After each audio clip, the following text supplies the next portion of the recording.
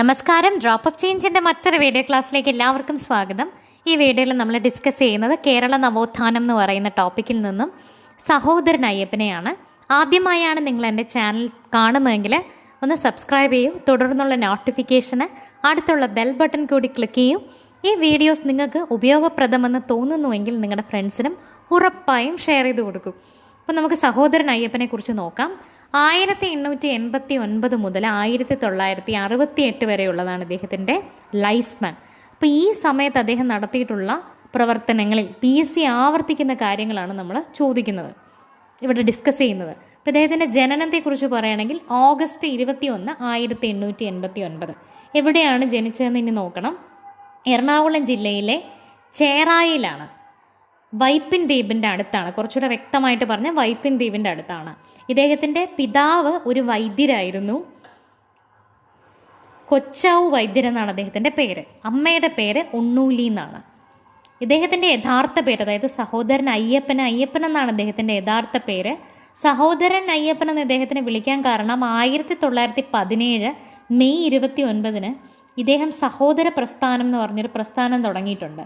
ജാതി വ്യവസ്ഥയും അല്ലെങ്കിൽ ജാതി ഭിന്നതയൊന്നും ഇല്ലാതെ എല്ലാവരും ഒരേപോലെയാണ് എന്നുള്ളതാണ് ആ ഒരു സംഘടനയിൽ പറയുന്നതിൻ്റെ ആ സംഘടനയുടെ ഉദ്ദേശം. അതായത് ജാതിയുമായി ബന്ധപ്പെട്ട എല്ലാ അനാചാരങ്ങൾക്കും എതിരെ പ്രവർത്തിക്കാനാണ് ഈ ഒരു പ്രസ്ഥാനം രൂപീകരിച്ചത്. അപ്പോൾ സഹോദര പ്രസ്ഥാനം തുടങ്ങിയതുകൊണ്ട് ഇദ്ദേഹത്തിനെ സഹോദരൻ അയ്യപ്പൻ എന്ന് വിളിക്കുന്നു.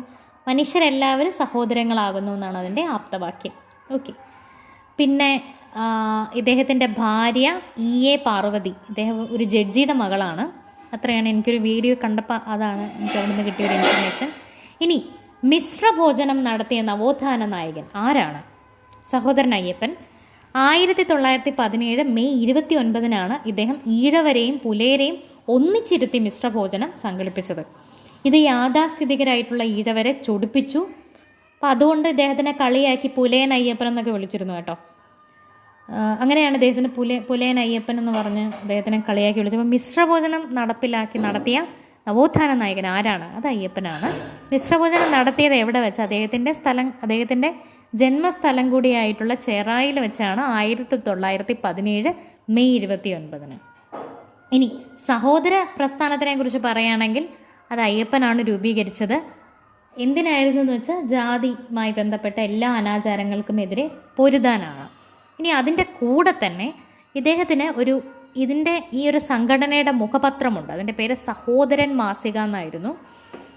അപ്പം സഹോദരൻ അയ്യപ്പൻ എന്നറിയപ്പെടാൻ തുടങ്ങിയത് ഈ സഹോദര സംഘം സ്ഥാപിച്ചതിന് ശേഷമാണ്. ഇനി സഹോദര പത്രം ആരംഭിച്ചത് എവിടെ വെച്ച്? 1919 മട്ടാഞ്ചേരി വെച്ചാണ് അതിൻ്റെ പ്രസിദ്ധീകരണം തുടങ്ങിയത്. കോട്ടയത്തുള്ള മട്ടാഞ്ചേരിയിൽ വെച്ചാണ്. അപ്പം ഈ ഒരു പത്രത്തിലൂടെ കാൾ മാർക്സ് അല്ലെങ്കിൽ ലെനിൻ എന്നിവരുടെ ആശയങ്ങൾ പൊതുജനങ്ങളിലേക്ക് എത്തിക്കാനാണ് അദ്ദേഹം ശ്രമിച്ചത്. അപ്പോൾ അവരുടെ പടമെല്ലാം അച്ചടിച്ച് വരുന്നതും ആ ആശയങ്ങൾ പ്രസിദ്ധീകരിക്കുന്നതുമായിട്ടുള്ള ആദ്യത്തെ പത്രമായിരിക്കും ഒരു പക്ഷേ സഹോദരപത്രം. ഇനി വിദ്യാഭോഷിണി സാംസ്കാരിക സംഘടനയുടെ നേതൃത്വത്തിലാണ് ഇത്തരത്തിലുള്ള ഒരു പത്രം ഇറക്കുന്നത്. അതും ഇമ്പോർട്ടൻ്റ് ആണ്. വിദ്യാഭോഷിണി സാംസ്കാരിക സംഘടനയുടെ ആഭിമുഖ്യത്തിലാണ് ഇദ്ദേഹം ഇത്തരത്തിലുള്ള ഒരു പത്രം തുടങ്ങുന്നത്. ഇനി SNDP യോഗം അത് നമുക്കറിയാം. ശ്രീനാരായണ ഗുരു തന്നെയാണ് അതിൻ്റെ സ്ഥാപകൻ. അതിൽ അദ്ദേഹം അധ്യക്ഷനായിട്ട് പ്രവർത്തിച്ചിട്ടുണ്ട്. ഏത് വർഷമാണെന്ന് ചോദിച്ചാൽ 1938 മുതലാണ് അദ്ദേഹം ആ സംഘടനയുടെ അധ്യക്ഷനായിട്ട് മാറിയത്. ആദ്യ തിരുക്കൊച്ചി മന്ത്രിസഭയിൽ അംഗമായതും അയ്യപ്പനാണ്. നമുക്കറിയാം തിരുക്കൊച്ചി അല്ലെങ്കിൽ തിരുവിതാംകൂർ അന്ന് രണ്ട് രാജ്യമായിരുന്നു. അപ്പോൾ തിരുക്കൊച്ചിയുടെ മന്ത്രിസഭയിലാണ് ഇദ്ദേഹം അംഗമായത്. അപ്പോൾ ആ ഒരു അതിര് വരുന്നതും ഈ പറഞ്ഞ എറണാകുളം ജില്ലയിലാണ്. രണ്ടിൻ്റെയും അതിര് വരുന്നത് തിരുക്കൊച്ചിയും തിരുവിതാംകൂറും. ഒക്കെ വീഡിയോസൊക്കെ കണ്ടാൽ അത് കാണാൻ പറ്റും. ഒരു തിരുക്കൊച്ചി തിരുവിതാംകൂർ. അപ്പോൾ അതിനെ കൊതിക്കല്ലെന്നാണ് ആ കല്ലിനെ വിളിക്കുന്നത്. അതായത് കൊച്ചിയുടെ കോയും തിരുവിതാംകൂറുടെ തീയും അത് വെച്ചിട്ട് കൊതിക്കല്ലെന്നാണ് ആ കല്ലിനെ വിളിക്കുന്ന പേര്. രണ്ടിനെയും കൂടെ വേർതിരിക്കുന്ന ആ കല്ലിനെ കൊതിക്കല്ലെന്നാണ് വിളിക്കുന്നത്. നിങ്ങൾ ഒന്ന് ഗൂഗിൾ ചെയ്താൽ കിട്ടും. അപ്പോൾ തിരുക്കൊച്ചി മന്ത്രിസഭയിൽ ആദ്യമായിട്ട് അംഗമാകുന്ന ആൾ അയ്യപ്പനായിരിക്കും. കൊച്ചിയിൽ 2 പ്രാവശ്യം അംഗമായിരുന്നതും സഹോദരൻ അയ്യപ്പൻ തന്നെയാണ്. മാവേലി നാട് വാണിയിടും കാലം മനുഷ്യരെല്ലാവരും ഒന്നുപോലെ തുടങ്ങുന്ന ഓണപ്പാട്ട് രചിച്ചത് സഹോദരൻ അയ്യപ്പനാണ്.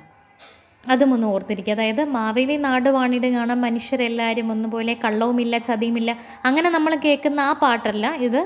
ഇതിൻ്റെ തുടക്കത്തിലുള്ള 2 വരികളാണ് ഈ പറയുന്നത്, ബാക്കി ലൈൻസ് വേറെയാണ്. അങ്ങനെ ഒരു ഓണപ്പാട്ട് ഇദ്ദേഹം എഴുതിയിട്ടുണ്ട്. എന്തായാലും ബ്രിട്ടീഷ് പ്രസിദ്ധീകരണമായിട്ടുള്ള ഡെയിലി വർക്കിൻ്റെ മാതൃകയിൽ സഹോദരൻ അയ്യപ്പൻ പ്രസിദ്ധീകരിച്ചൊരു മാസികയുണ്ട്. അതിൻ്റെ പേര് വേലക്കാരൻ എന്നാണ്. ഇതൊരിക്കൽ പരീക്ഷയ്ക്ക് ചോദിച്ചിട്ടുണ്ട്. ബ്രിട്ടീഷ് പ്രസിദ്ധീകരണമായിട്ടുള്ള ഡെയിലി വർക്ക്സിൻ്റെ മാതൃകയിൽ സഹോദരൻ അയ്യപ്പൻ സ്ഥാപിച്ച മാസിക ഏതാണെന്നാണ് ഇവിടെ കൊടുത്തിരിക്കുന്നത്. പക്ഷേ ഒരിക്കൽ പരീക്ഷയ്ക്ക് ചോദിച്ചത് എവിടുത്തെ തൊഴിലാളികൾക്ക് വേണ്ടിയാണ് അദ്ദേഹം വേലക്കാരൻ എന്ന് പറയുന്ന പത്രം, ദ ലേബറർ എന്ന് പറയുന്ന പത്രം ഇറക്കിയത്. അത് ആലപ്പുഴയിലുള്ള തൊഴിലാളികൾക്ക് വേണ്ടിയാണ്. അതൊന്ന് മനസ്സിൽ വയ്ക്കുക. ട്രേഡ് യൂണിയൻ പ്രസ്ഥാനത്തിന് തൊഴിലാളി എന്നോട് തുടക്കം കുറിച്ചാണ് സഹോദരൻ അയ്യപ്പൻ ഡെയിലി വർക്ക്സിൻ്റെ മാതൃകയിൽ ഈ ഒരു കാര്യം പ്രസിദ്ധീകരിച്ച് തുടങ്ങുന്നത്, ഇങ്ങനെ ഒരു പത്രം പ്രസിദ്ധീകരിച്ചു തുടങ്ങുന്നത്. ഇത് 1933 ആലപ്പുഴയിലെ തൊഴിലാളികൾക്ക് വേണ്ടി തുടങ്ങിയ പത്രമായിരുന്നു. അതും കൂടി ഒന്ന് മനസ്സിൽ വയ്ക്കുക. 1933 ഇത് തുടങ്ങിയത്. എവിടുത്തെ തൊഴിലാളികൾക്ക് വേണ്ടിയാണ്? ആലപ്പുഴയിലെ തൊഴിലാളികൾക്ക് വേണ്ടിയാണ്. ഒരു കാര്യം കൂടെ പറഞ്ഞോട്ടെ, ഇദ്ദേഹം SNDP യോഗത്തിൻ്റെ അധ്യക്ഷനായത് 38 ഇനി SNDPയുടെ പ്രസിഡന്റ് ആയത് എപ്പോഴാണ്? 1940 അതും കൂടി ഒന്ന് മനസ്സിൽ വെക്കുക. 1938 വേറൊരു സംഭവം കൂടെ കൊണ്ട് സോഷ്യലിസ്റ്റ് പാർട്ടിക്ക് രൂപം കൊണ്ടത് ആ സമയത്താണ്. ഓക്കെ. ഇനി മരണം വരെ കേരള കൗമുദിയിൽ ആഴ്ചക്കുറിപ്പുകൾ എന്ന പങ്ക്തിയിൽ കുറിപ്പുകൾ എഴുതിയ സാമൂഹ്യ പരിഷ്കർത്താവ് ആരാണ്? അതും സഹോദരൻ അയ്യപ്പൻ തന്നെയാണ്. അദ്ദേഹത്തിൻ്റെ മരണം വരെ അദ്ദേഹം അത് ചെയ്തിരുന്നു.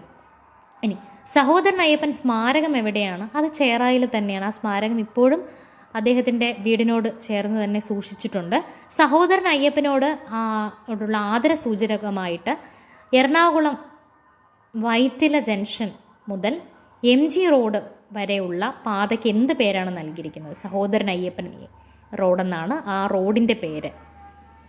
SA റോഡെന്നാണ് വിളിക്കുന്നത്. സഹോദരൻ അയ്യപ്പൻ ചുരുക്കി SA റോഡെന്നാണ് വിളിക്കുന്നത്. ഇനി 1936 പ്രസിദ്ധീകരിച്ച ഏത് രചനയിലാണ് KP Thayyil, AK Bhaskaran, Ottapalam PK Kunhiraman എന്നിവർക്കൊപ്പം പങ്കാളിയായത്? അസവർണർക്ക് നല്ലത് ഇസ്ലാം എന്ന ഗ്രന്ഥം, അതിൻ്റെ ആ ഒരു രചനയുടെ ആ ഒരു പ്രസിദ്ധീകരണത്തിൻ്റെ ഭാഗമായിട്ടാണ് ഇദ്ദേഹവും പ്രവർത്തിച്ചു പോകുന്നത്. അപ്പോൾ ഇത്രയും അദ്ദേഹത്തിൻ്റെ ജീവിതവുമായിട്ട് ബന്ധപ്പെട്ട് ഓർത്തിരിക്കുക. ഇനി ഒരു കാര്യം കൂടെ പറഞ്ഞോട്ടെ, നമ്മുടെ ഗുരു പറഞ്ഞിരിക്കുന്നത് ഒരു ജാതി, ഒരു മതം, ഒരു ദൈവം, മനുഷ്യനെന്നാണ്.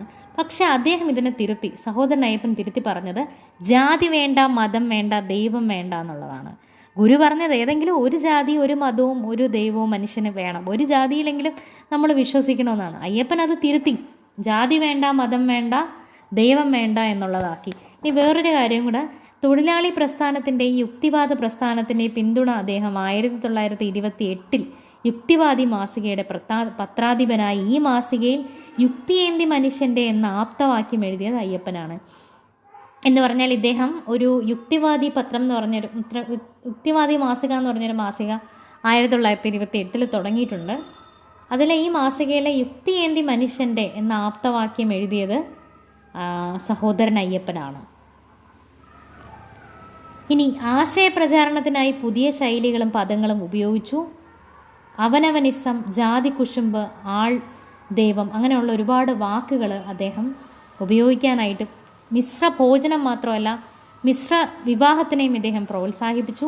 വനിതകൾക്കും തൊഴിലാളികൾക്കും വിദ്യാഭ്യാസത്തിനും സംരക്ഷണത്തിനുമായി ശ്രീനാരായണ സേവക സമാജം രൂപീകരിച്ചു.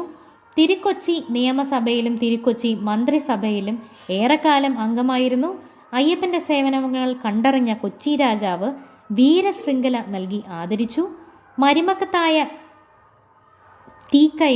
മക്കത്തായ തീക്കൈമയിൽ സിവിൽ മാരേജ് ബിൽ എന്നിവ ബില്ലുകൾ കൊണ്ടുവന്നു. സഹോദരൻ അയ്യപ്പൻ എന്ന കൃതി എഴുതിയതാരാണ്? Professor MK സാനുവാണ്. സ്വതന്ത്രമായി ചിന്തിക്കുക, ധീരമായി ചോദ്യം ചെയ്യുക എന്ന് പറഞ്ഞത് സഹോദരൻ അയ്യപ്പനാണ്. അനാഥ കുട്ടികൾക്ക് അഭയം നൽകാൻ സ്ഥാപിച്ച ഭവനം ആനന്ദഭവനം, അശനർക്കും അംഗഭംഗം സംഭവിച്ച വനിതകൾക്കും വേണ്ടി സ്ഥാപിച്ച അഭയമന്ദിരം ശാന്തി മന്ദിരം. 1968 മാർച്ച് 6 ഇദ്ദേഹം അന്തരിക്കുന്നത്. ഇനി ഇദ്ദേഹത്തിൻ്റെ മറ്റ് പ്രധാനപ്പെട്ട കൃതികൾ നോക്കുക. റാണി സന്ദേശം, പരിവർത്തനം, ജാതി ഭാരതം. പിന്നെ ഒരു കാര്യം, കേരള സഹോദര സംഘം സ്ഥാപിച്ചത് സഹോദര സംഘത്തിൻ്റെ മുഖപത്രം സഹോദരൻ, അത് ഓർത്തിരിക്കുക. കർമ്മത്താൽ ചണ്ടാളൻ, കർമ്മത്താൽ ബ്രാഹ്മണൻ എന്ന് പറഞ്ഞതും സഹോദരൻ അയ്യപ്പനാണ്. കാശി മാഹാത്മ്യം, സഹോദരി കുർത്തി, ഉപജീവനം, മാവേലി നാട് വാണിടും കാലം, ഇതെല്ലാം ഇദ്ദേഹത്തിൻ്റെ മറ്റ് കവിതകളാണ്. അപ്പോൾ സഹോദരൻ അയ്യപ്പനുമായിട്ട് ബന്ധപ്പെട്ട ഒരു കാര്യം കൂടെ പറയണം. ഇദ്ദേഹം ഒരു ജാതിയും ഇദ്ദേഹം പ്രൊമോട്ട് ചെയ്തിരുന്നില്ല എന്നുള്ളത് നമുക്ക് പറയാവുന്നൊരു കാര്യമാണ്.